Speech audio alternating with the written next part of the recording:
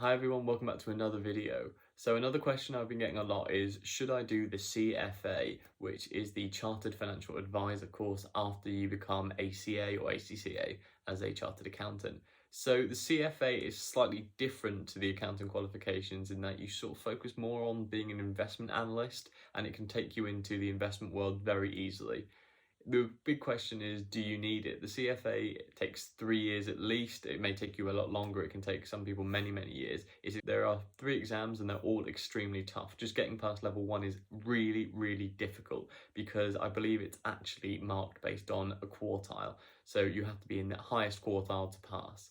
This means that some people can get 70 plus marks and still fail because they're not in the upper quartile. So in order to answer the question, you first have to ask yourself, what exactly do you want from your career?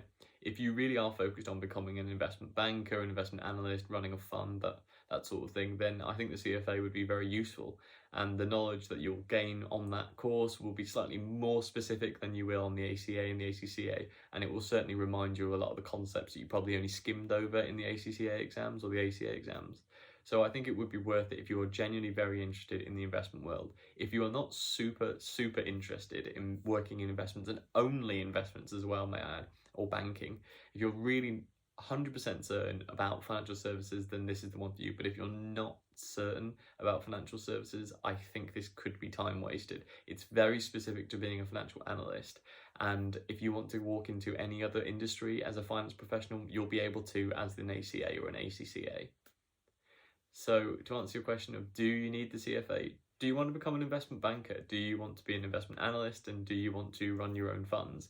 Well, if you do, then this may be a really good thing for you to do. It may be a very good bit of additional CPD for you. You'll learn a lot. You will certainly gain the skills, and having both on your CV will make you seem the absolute gold standard of finance professional in the financial services realm. But if you're not all these things and you want a varied career across many different pathways, I think the CFA may not be perfect for you. Anyway, I'd give this a bit more thought and let me know what you decide. Hope this has been helpful. Remember, if you have any questions, just put them in the comments below. I'm happy to answer them. And remember to comment, like, and subscribe if you want to see more from me. Thanks for watching, everyone.